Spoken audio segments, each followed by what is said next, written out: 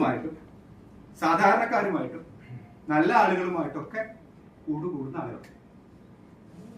ഒരു 10 രൂപ പബ്ലിക്കിന്റെ എന്താണ് സൈക്കോളജിയാണ്.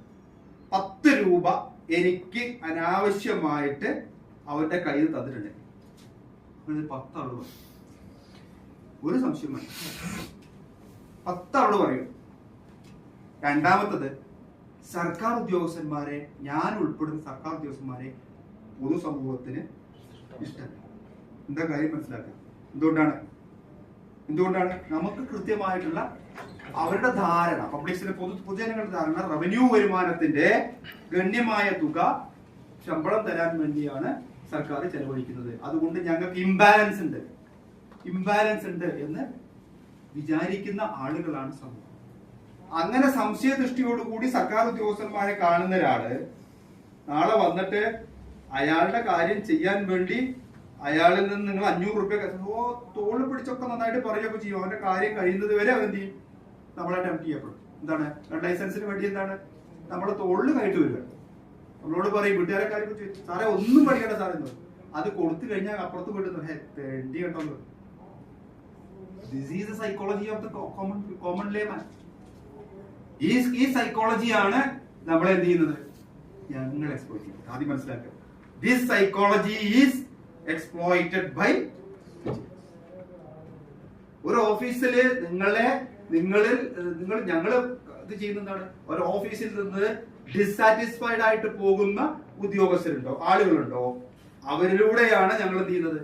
അഴിമതിക്കാരിലേക്ക് കയറുന്നത്. അതിന്റെ ഹിന്ദി ഞങ്ങൾക്ക് പറയാം.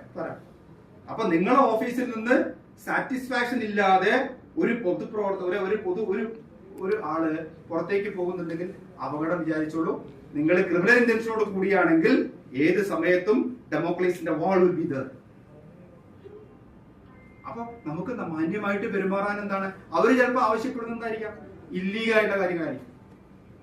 സൗമ്യമായിട്ട് പറയാലോ, അത് നടക്കില്ല.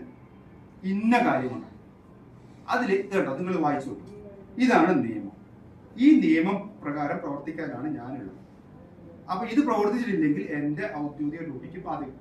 അതുകൊണ്ട് ഞാൻ ചെയ്യില്ല. ഇനി നിങ്ങൾക്ക് എനിക്കെതിരെ പരാതി ഉണ്ടെങ്കിൽ എന്ത് ചെയ്തോളൂ? കൂടുതൽ പോയിക്കോളൂ. അതിൽ ചിലപ്പോൾ വൈബ്രേറ്റ് ഉണ്ടാവും. നമ്മളാ ഭാഗയെ ചിന്തിക്കണ്ട. നമ്മൾ നമ്മുടെ പണിയിൽ മുഴുകുക. ഇതൊരു സൈക്കോളജി. ഞങ്ങൾ പോലീസ് ഓഫീസേഴ്സ് ഒക്കെ പഠിച്ച സൈക്കോളജി നിങ്ങൾ കണ്ടുണ്ടാവും. ഞങ്ങളൊരു സമരത്തിനൊക്കെ പോയി നിൽക്കും, കണ്ടിട്ടില്ല? അവനെ സമരത്തിന് പോയി നിൽക്കുന്ന സമയത്ത് ഞങ്ങളുടെ മുമ്പിൽ നിർത്തിക്കൊണ്ട് എന്താണ് പിന്നെ രാഷ്ട്രീയക്കാരെ ഞങ്ങളുടെ പച്ചക്ക് തെരുവ് പറയും, നിർവികാരനായിട്ട് നിൽക്കണം. ആ നിർവികാരനായിട്ട് നിന്നിട്ട് എന്ത് ചെയ്യാ? നമ്മൾ നമ്മുടെ ഡ്യൂട്ടി വരിക. ഈ നിർവികാരത പ്രകടിപ്പിക്കാതെ അവരൊന്ന് പറഞ്ഞാൽ 10 പറയുമ്പോൾ എന്ത് ചെയ്യും? ഈ വിൽ ബി അവന്റെ വിചാരം എന്താണ്? ഈ പൊതുജനത്തിന് എന്താണ് ആവശ്യമില്ലാത്ത സിവിക് സെൻസ് ഉണ്ടാവും. പബ്ലിക് പാവങ്ങൾ എല്ലാവരും അല്ലേ പറയുന്നത്? ചില ന്യൂനപക്ഷങ്ങൾക്ക് ആവശ്യമില്ലാത്ത സിവിക് സെൻസ് ഉണ്ടാവും. ഈ സിവിക് സെൻസ് കൊണ്ട് എന്താണ് അവരെന്ത് ചെയ്യും? വൈബ്രന്റ് ആവും. ആ വൈബ്രന്റ് ആകുന്നതിനെ നമ്മൾ അതിനനുസരിച്ച് ടാക്കിൾ ചെയ്യുക. സൗമ്യമായിട്ട് നമുക്ക് ചെയ്തു കൊടുക്കാൻ പറ്റും. നമുക്ക് ഒരുപാട് കാര്യങ്ങൾ ചെയ്തു കൊടുക്കാൻ പറ്റും. എംപതറ്റിക്കലായിട്ടാവുക. ഞാൻ ആ സ്ഥാനത്ത്, ഞാനൊക്കെ ഇവിടെ പോകുന്ന എവിടെ പിന്നെ ഒരു വില്ലേജ് ഓഫീസിൽ ഇരുന്ന എനിക്കൊരു സർട്ടിഫിക്കറ്റ്, അത് ഇവിടെ തിരക്കാണ് എന്ന് നമ്മൾ പറയുമ്പോ നമുക്ക് എന്ത് ഫീലിംഗ് ഉണ്ടാവും കൂടി ചിന്തിച്ചിട്ട് വേണം നമ്മൾ എന്താണ് ഇതിനെ കാണാൻ.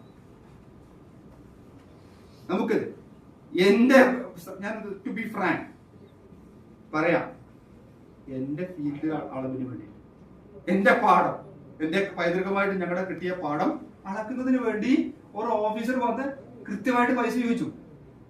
എന്റെ വിജിലൻസിൽ ഇരിക്കുന്ന എന്റെ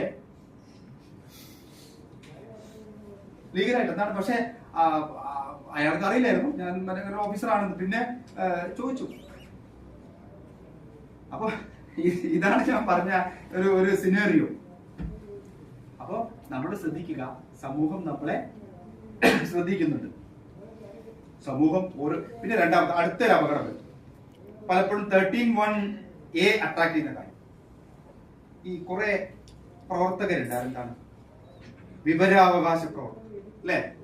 വിവരാവകാശ പ്രവർത്തകര് പല കാര്യങ്ങളും, വിവരാവകാശ പ്രവർത്തകർ നല്ല സംശുദ്ധമായ കാഴ്ചപ്പാടുള്ളവരുണ്ട്, എന്നാൽ വേറെ ഞാൻ അവരെ ആരെയും കുറ്റപ്പെടുത്തുന്നതല്ല, എന്നാൽ വളരെ ബുദ്ധിയുള്ളവർ, ഈ വിവരാവകാശത്തെ ദുരുപയോഗം ചെയ്തവരുണ്ട്. അപ്പൊ നിങ്ങളെ എനിക്ക് പറയാനുള്ളത്, at least you go through that law first. Act എന്താണെന്ന് ആദ്യം മനസ്സിലാക്കുക. സെക്ഷൻ 8 എന്ത് പറഞ്ഞിട്ടുണ്ട് എന്നുള്ളത് നമ്മൾ മനസ്സിലാക്കിയത്, ഏതൊക്കെ നമ്മൾ കൊടുക്കാൻ ബാധ്യസ്ഥനാണ്, ഏതൊക്കെ എന്താണ് കൊടുക്കാൻ ബാധ്യസ്ഥനല്ല. അപ്പൊ ഒരു വിവരങ്ങൾ ചോദിക്കും. ചിലപ്പോ ചില ഉദ്യോഗസ്ഥർ, ഞാൻ തിരൂർ എസ് ആയിട്ട് സമയം എന്റെ അനുഭവം പറയാം. തിരൂർ എസ് അപ്പൊ അയാള് ഒരു കാര്യം എന്നോട് ചോദിച്ചു, ലീഗലായിട്ട് എനിക്ക് ചെയ്യാൻ പറ്റില്ല. ഞാൻ പറഞ്ഞു പറ്റില്ലല്ലോ, വിവരപ്പെട്ടില്ലല്ലോ. അടുത്തൊരു ദിവസം എന്താണ് ഒരു വിവരാവകാശം, 1990 മുതൽ 2011 വരെ എത്ര 185 കേസുകൾ രജിസ്റ്റർ ചെയ്തിട്ടുണ്ട്? ചോദ്യമാണ്. എത്ര പേരെ അറസ്റ്റ് ചെയ്തിട്ടുണ്ട്? എത്ര പേർക്ക് ജാമ്യം വെച്ചിട്ടുണ്ട്? അതിന്റെ എല്ലാം ബെയിൽ ബോർഡിന്റെ കോപ്പി അനുവദിച്ചു തരുവാൻ അപേക്ഷ തന്നു. നമ്മളെന്താ എന്താ ഇത് കേട്ടിട്ട് റൈറ്റർ കരഞ്ഞുകൊണ്ടു, സാറേ ഇതിങ്ങനെ വന്നിട്ടുണ്ട്. ഓക്കെ, പറഞ്ഞ മറുപടി എഴുതിക്കോളാം. മറുപടി എഴുതി എന്താണ്, താങ്കളുടെ വിവരാവകാശ പറ്റി ഈ കാര്യം താങ്കൾ പറഞ്ഞ ഡാറ്റ ഒരു ഹ്യൂജ് ഡാറ്റയാണ്. ഈ എന്താണ് ഈ ഓഫീസിന്റെ പ്രവർത്തനത്തിന് താളം തെറ്റിക്കുന്ന തരത്തിലേക്കുള്ള കളക്ഷൻ ഡ്യൂട്ടിയാണ്. ഞാനൊരു കാര്യം ചെയ്യാം, അത് വ്യക്തിപരമായിട്ട് നിങ്ങൾക്ക് ഞാൻ റെക്കോർഡ് ചെയ്തെടുത്ത് തരണമെങ്കിൽ പ്രായോഗിക ബുദ്ധിമുട്ടുണ്ട്. ഇത്രാം തീയതി 10 മണിക്ക് എന്റെ ഓഫീസിൽ വന്നാൽ ഞാൻ എന്ത് ചെയ്യാം, അതിന് പ്രാപ്തനായിട്ടുള്ള ഒരു ഉദ്യോഗസ്ഥരെ നിങ്ങൾക്ക് അസിസ്റ്റ് ചെയ്യാം. നിങ്ങൾക്ക് നോക്കി പരിശോധിച്ച് നമ്മള് മറുപടി എന്താണ്, വിവരാവകാശ പ്രകാരമുള്ള വിവരാവകാശ കമ്മീഷൻ എടുത്ത് പോയോ